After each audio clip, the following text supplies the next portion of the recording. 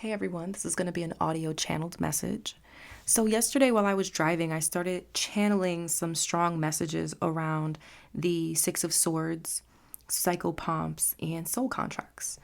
And the more it came through, the more I realized this message has like three different layers to it. So, I could be speaking to three different groups of people here.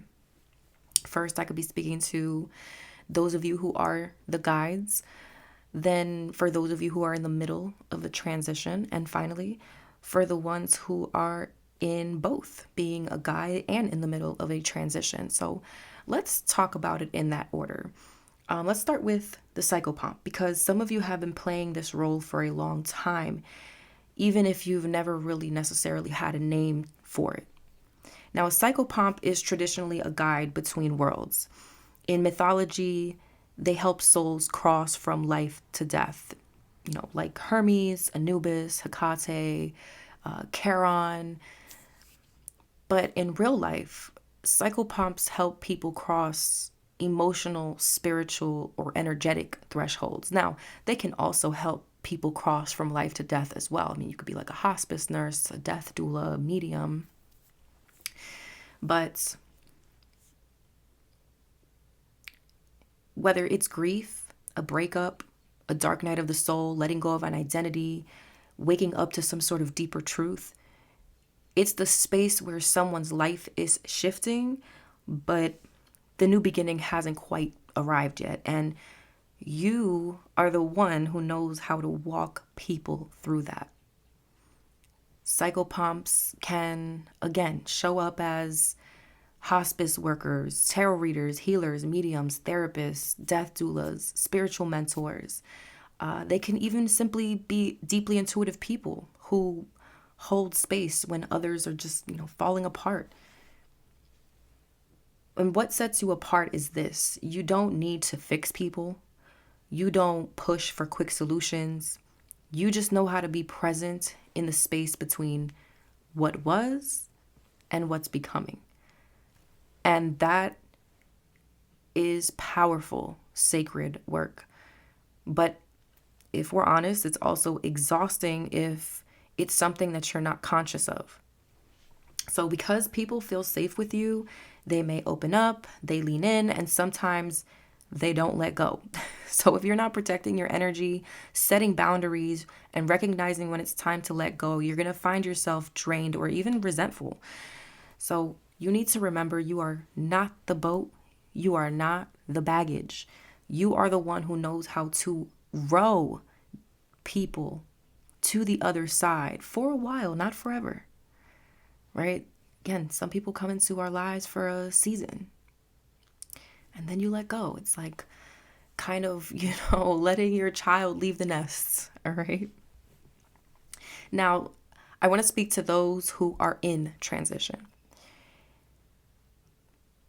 You may feel like you've lost something, or maybe you did lose something. It could be someone, a relationship, a version of yourself. You may feel ungrounded, unclear, or like you're floating between timelines or floating between identities. It's like you're not where you were, but you're not where you're going. That's that Six of Swords energy. It's liminal space. This part of the journey can feel a bit disorienting, frustrating, lonely, but Spirit wants you to know it's not a mistake. It's a rite of passage, and chances are you are not going through it alone with the Six of Swords. Again, that person in the Six of Swords is some sort of guide, a psychopomp, whether they're here in the physical realm, whether they're in the spiritual realm. Someone or something is definitely guiding you through this. So you have a psychopomp walking with you right now. It could be a healer or guide, again, in the physical world, spiritual realm. It could be some sort of dream, a download, ancestor, your higher self.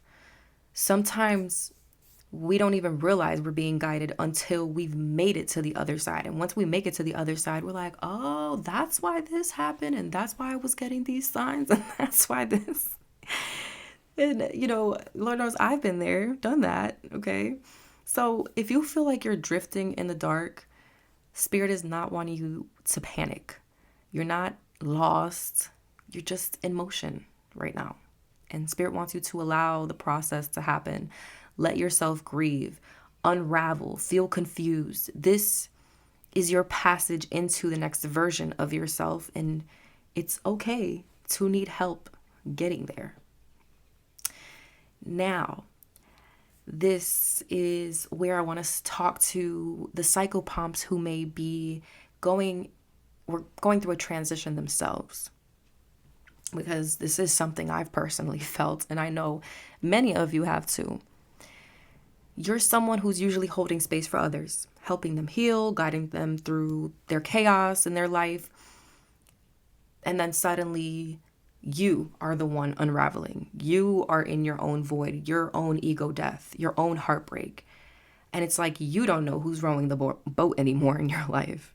So I feel like spirit is wanting you to know that this doesn't mean you are failing your purpose.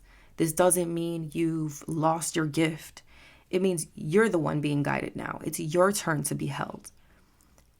Even guides, soul guides, readers, mystics need to rest.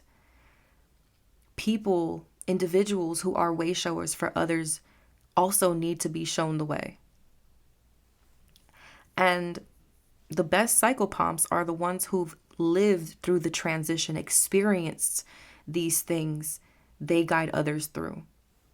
So if you're a healer, a reader, a guide, and you feel like your own life is shifting under your feet right now, good. You're not broken. You are in your own sacred transition right now, and what you learn from this space is only going to deepen your ability to guide others later. And it's going to come from wisdom, not just theory. Spirit is wanting you to know you don't have to hold everyone right now. You just have to hold you. So, wherever you are, whether you are guiding, grieving, becoming, resting, just know that you are not alone on this walk, on this path. Whether you're walking someone else through their transformation or learning how to move through your own, you're still deeply connected to your purpose. You're still exactly where you need to be. And none of this is wasted. Not the breakdown, not the silence, not the confusion. It's all part of your becoming, who you're meant to be as you get to this next part of your path. So, honor your role, honor your path, and above all, honor your soul's timing. I love you. You've got this.